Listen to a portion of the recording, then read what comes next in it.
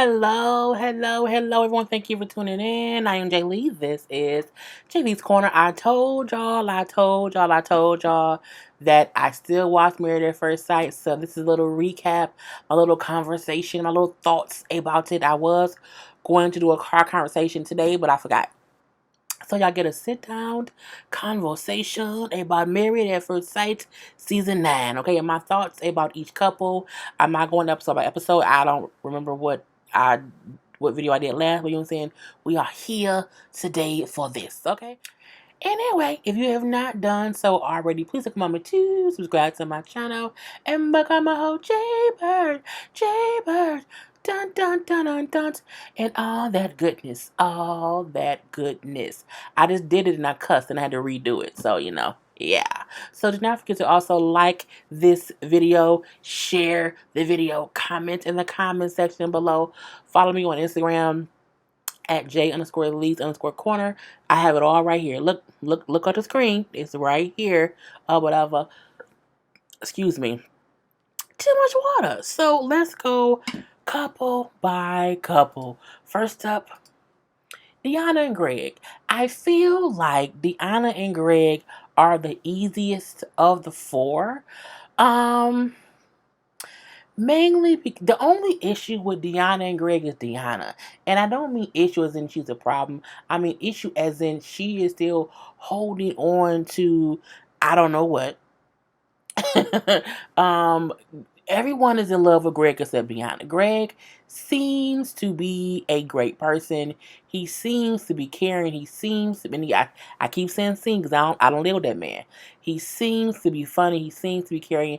Deanna's issue is that because she was single for a long time, she has a whole wall up and she does not know how to express her feelings. And she does have to work through that, but I feel like when you know the person you're with wants you to express your feelings, just talk about whatever. Talk about whatever. But I do feel like Dianna and Greg has the most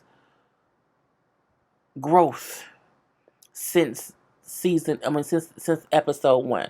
I do feel like in the beginning she was really like, I don't know. I'm open to this process, but I don't know. And now I do feel like she loves Greg.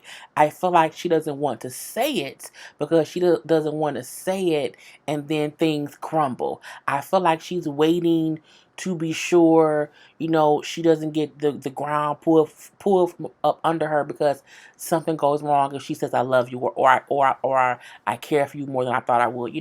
I feel like when you date in real life for 2 months, you can have deep feelings for someone and love them. Not be in love, but have love for them. So I think it's weird if people act like in these instances, oh, I don't love you. You can have love for him and not be in love.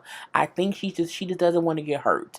But Dianna, you need to get over that because Greg seems to be a great husband and Dianna seems to be a great wife. I think Greg is happy with Dianna. He just wants her to put her wall down. Or not have it up all the time. You know what I'm saying? He don't like having to, pull information out of her. Because eventually that does get draining and tiring when you have to keep forcing someone to just express themselves to you. But again, what do you expect in 2 months? I can see it both ways. They reminded me of Jasmine and Will from last season, and I was shocked that they did stay together. Well, that Will decided to not stay with Jasmine because Jasmine was going to stay with him. But people kept saying, like, well, they did have different opinions on a lot of different issues, and they were not surprised that Will said to leave. The reason I think that is, I feel like these two should stay together because divorcing now would be silly. I think now you divorce in 6 months, okay. But I do think it's okay for these two to at least stay together for a little bit more time, okay? He was surprising her with parties, with her family there. She has been talking to him. They have been having sex here and there, when they were on the whole couples trip. They were cooking for everyone. So, you know what I'm saying? He even brought up how they were intimate on the trip and they had their alone time. So, again, I feel like these two have took the proper steps to, to grow in the past 2 months. But I need Dianna to express herself a little bit more, because I don't want that to be the reason you lose a good husband. Because I feel like if y'all want to break up, women will be breaking down his door trying to get that man to love them. Okay, so don't give up on a good thing, Dianna. Get it together, girlfriend. So, next up, Jamie and Elizabeth. Lord Jesus. Jamie and Elizabeth need to divorce. Simply because, if not, whatever state or city they live in, the police will constantly be called to their home. Jamie and Elizabeth argue like cat and dogs, and I can tell you why. Okay. The past couple episodes, they have had crazy fights. Mainly because when Beth does stuff that's aggravating or rude, she doesn't see an issue with it, which then makes Jamie be mean and rude and flip off to her, which she doesn't like. The whole thing at the little NASCAR thing where he told her to shut up in front of everybody, I cackled a little bit to myself, even though I felt like he didn't have to say it across the thing. He didn't have to yell it across the across the walkway or whatever to her in front of other people. But however, she was literally being rude, over talking the guy who was giving them instructions. Shut up. Shut up. Shut up. You know what I'm saying? So that part was crazy.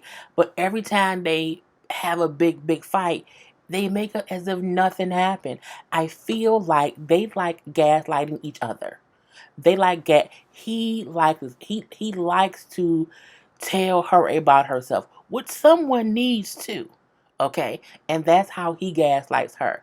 But she would then do things and knowing he's going to talk about it. So that's how she gaslights him. They do things to each other. And it's crazy that they do that. I'm like, I would not stay. And then so when she brought up how she did not feel sorry for, she don't regret, being mean and rude and ruining people's trips. Like, if I'm uncomfortable, like, I don't care. I'll ruin someone else's time. And he didn't like us. He left for a couple days. Which I'm like, okay. You told her she couldn't leave or y'all would get to work, but then you got back and you left. Duh, hypocrite. But that's the reason why they don't need to be together. Even the whole sex thing with them two, to where he feels like she's not a sexual being. I'm not a sexual being. He's like, no. I think, and what he said to me was true. Amber likes attention. Not Amber, Elizabeth. Elizabeth likes it. Did I have him call her the pronoun the whole time? I don't remember. Elizabeth Elizabeth likes attention, and she'll be sexy to get attention, to get compliments. But the actual sexual part of it, she won't do that much. So I think in that aspect, you're not a sexual person. Anyone can say, oh, look at my body. You know what I'm saying? But when they say, hey, can I have your vagina? And you like, no, then you're not sexual. You're just trying to be sexy to get attention, okay? And so once you have that, you feel fulfilled. But Elizabeth has always seemed like an attention seeking individual, okay, to her core. And I think it's the reason why her father, her mom said how, she's a bit much, because she likes attention. She's a baby. They spoiled her rotten, and now they leave her to be tended to by someone else. And Jamie just isn't the right person, because Jamie wants someone who wants a lot of sex. He wants someone who will kind of give him attention too, because Jamie's also a weird attention whore, to where he will go off on her, and I think he likes her reactions, because there's no other way to keep talking to her that way unless you like how she talks to you. And the weird part is, every time he's an asshole to her, which then makes her go off, her dogs always sit on his lap. I'm looking like, I've never known for dogs to have loyalty to new strangers. I don't. It's just weird. But yeah, they don't need to be together, at all. At all. I don't think they do. And I think she is still finding herself. And she will make somebody a good wife in about 10 years, when she's realized that she doesn't have to be the sexiest woman in the room in order to be the best person to whoever she's sitting next to. I think once she becomes more confident in herself, it will be less about how she looks. Because even the situation when they were looking at their wedding photos, and she go, "Oh, my hair, oh, my face, oh, my dress, oh, my boobs." She kept pointing out how beautiful she looked, and I understood Jamie being upset. Like, you're making this about you and not about the day of it all. I kind of got that. But I think it's because that's how she kind of validates herself, by one, how she looks and how other people see her looking and how other people find her attractive. My opinion. But yeah, I don't think they need to stay married at all, because they're going to keep arguing. And every week, the police going to be at their door. Knock, knock, knock. Jamie, get her dog off your lap and come talk to us. Elizabeth, come from behind the table. Stop kicking stuff over. Elizabeth, stop kicking stuff. Come talk. You know what I'm saying? They don't need to be married. Point blank. To the period. And let's X them off. So next up, who should we do? Yep, this is the right one. Okay, Keith and Iris, who looked so happy on this wedding day before Keith found out that his wife Iris was a virgin. Yeah, this is the moment when everything was blissfully happy. You know, Keith and Iris, it's hard to say that they should not stay married solely because they've been married for 2 months and she still has not had sex with that man, and she told everybody, "I was holding on to my virginity until I got married, and then she got married and still did not have sex." So I'm not going to say that he should, because no one should leave somebody based on sex.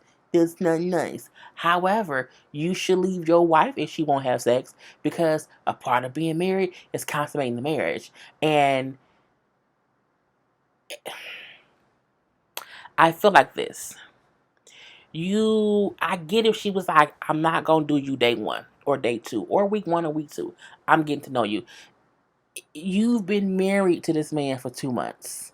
If you don't trust him enough, if you don't have a close enough bond to this man who you share a bed with every night, okay, to have sex with him, then you don't take your marriage serious. I think Keith also may not want to be the one that takes her virginity, because he feel like she would probably use that as some kind of leverage forever. "I gave you my virginity," and he don't want to deal with that.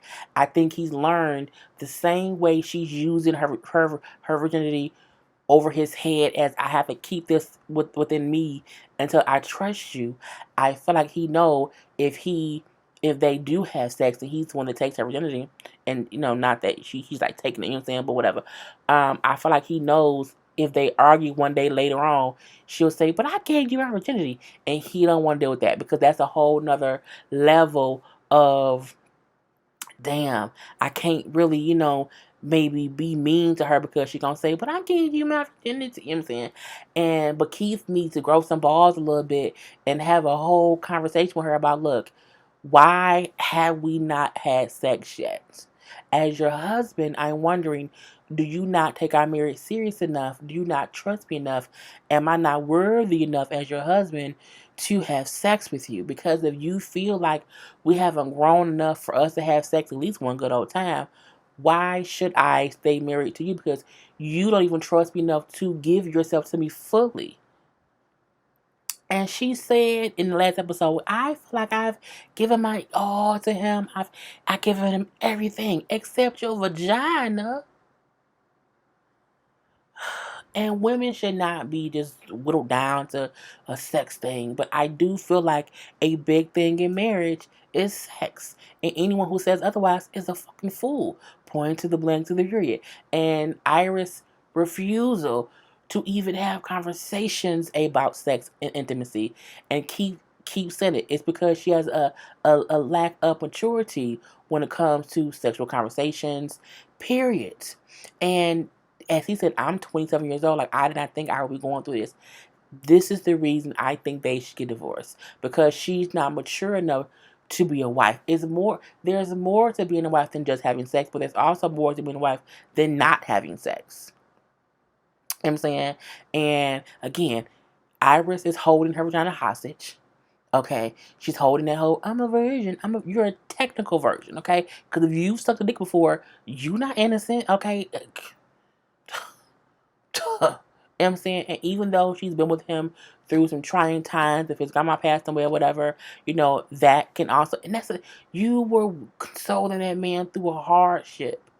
So I feel like they are close, but I think anybody who doesn't address intimacy with the first 2 months of their marriage and y'all can't even have that conversation maturely, y'all shouldn't be married.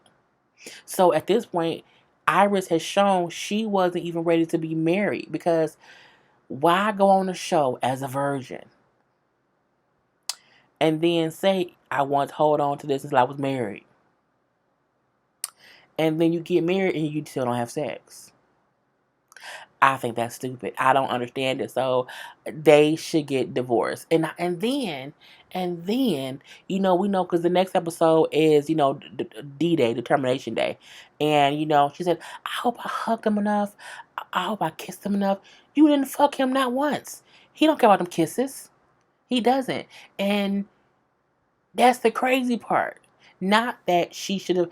I'm not saying that she should have had sex with him to make him want to stay with her. I'm saying that she should have felt comfortable enough to have sex with her husband. Period. And if you don't feel comfortable enough to have sex with your husband, then you should divorce him, because you don't feel comfortable with him. I don't think you need more than 2 months to feel comfortable with a person to have sex with them when you were comfortable enough to marry them. This aggravates my goddamn nerves. So half us around here. Okay. Anyway, those are my thoughts on these two. Again, it's not just Iris, it's also Keith. Keith has not had a conversation with her, so he's the reason his penis is dry. Anyway, last but not least, Matt and Amber. Let me take a little swig of water, okay?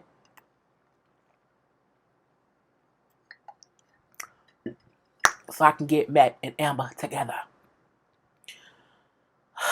Matt, you are a piece of shit, okay? And Amber, you are too nice and gullible, and you have become a doormat for Matt, and that's very, very unfortunate.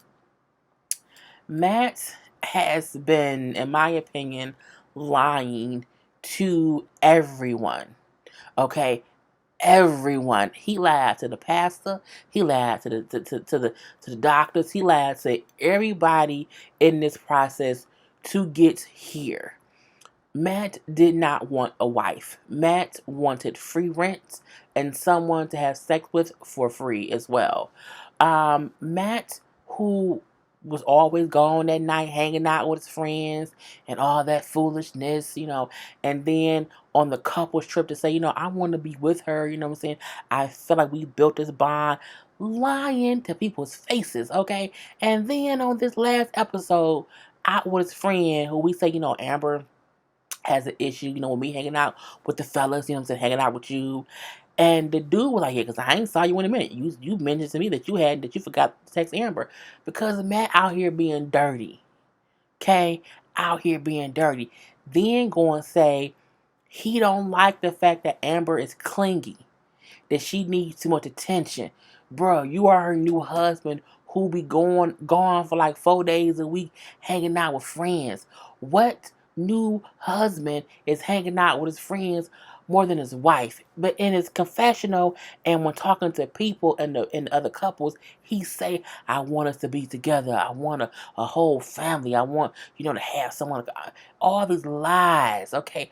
All these bald-faced basketball playing lies he's telling to people. And the bad part is, Amber know he ain't shit.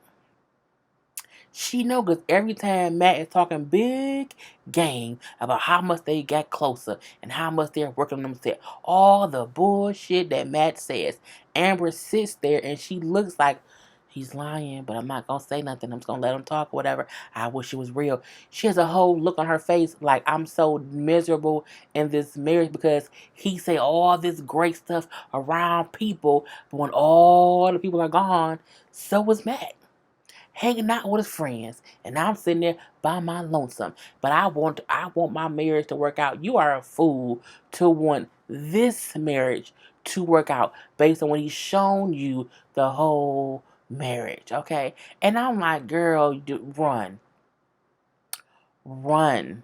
And the sad part is Matt will stay with her just because he wants to act like he wants to be married. And Amber will stay because Matt wants to stay. And that's the sad part. Now we see in this episode again, Matt out here bald-faced lying about how much he really wants to be married and all this foolishness.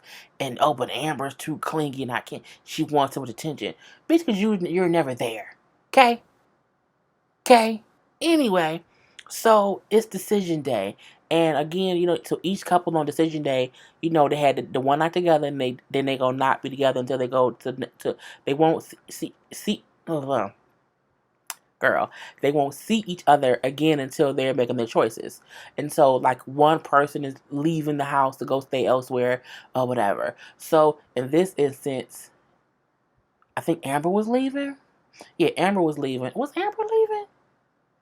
I think it was Amber was leaving. And so when she was hugging Matt, she was like crying. And she was hugging him. And like he wasn't even really consoling her the right way, in my opinion. He was hugging her how if your friend is drunk, oh, I miss my girlfriend. And he leaning on you, you like pat his back, oh, I'm gonna be alright. And you be good. Yeah. It wasn't even a loving husband. I know you sad hug. She was crying because she knew it probably is over and she don't want it to be. I'm like, oh my God, but whatever. Anyway, and he didn't even look like, oh, I'm gonna miss you, whatever. Book. Oh, he's full of shit. And so she ended up going to talk to her best friend, the dude, I think his name was Raven. That's her best friend. It's a guy who clearly is in love with her, but she is too blind to see it. But we can see he's in love with her, and he is hurt that she is having to deal with these things and whatever. So he like, look, you don't have to keep dealing with this. You know what I'm saying? You're hurting. It's kind of crazy. He then brings up, you know what I'm saying? I saw Matt. I saw Matt at the bar hanging out or whatever. He was with a girl. They were definitely like together or whatever, and they did end up leaving, the bar together. And she was just crying. I can't go, my God. Boo-hoo, crying. I don't want to believe it. I'm just so... Now, we don't know if her friend is lying because he don't want her to be with him, because that could be it too. But no, I do believe Matt is cheating on Amber. And the sad part is, Matt, you cheating on that girl while the show is being recorded. And the crazy part about that is the reason that made complete sense to me was because clearly he can't cheat when the show is airing. Because everyone will say, ain't that Matt from da da da? But while the show is being recorded, no one knows who he is. He's just a tall white guy at the game or at the bar or whatever. And I'm like, and he was getting away with all the stuff because no cameras caught any of it. But we know the cameras really only record what they're doing in the house or when they're going and doing things for the show. So if for that day they're not shooting anymore and the camera crew is gone and it's nighttime, they can go out and do whatever. And that's what Matt kept doing, going out and doing whatever. And I'm assuming wherever he was hanging out in the neighborhood because that's how the friends seen him. But Matt ain't shit. And she was crying. I mean, like crying so hard. I don't want to do this anymore. And she kind of walks away. You should tell that to Matt. Anyway, that's my thoughts on the Marriage at First Sight. This is a long one, y'all. But y'all asked me to talk about it, so here it is. I will review the finale next week. I will possibly also do the reunion if it's good, but I will definitely do the recap of who chose to be together and who chose to separate.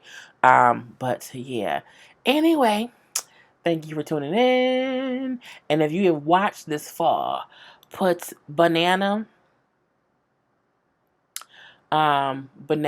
apple, paprika. Banana, apple, paprika, a popsicle. Use one of those words in a sentence, okay? Anyway, I'm done. Peace.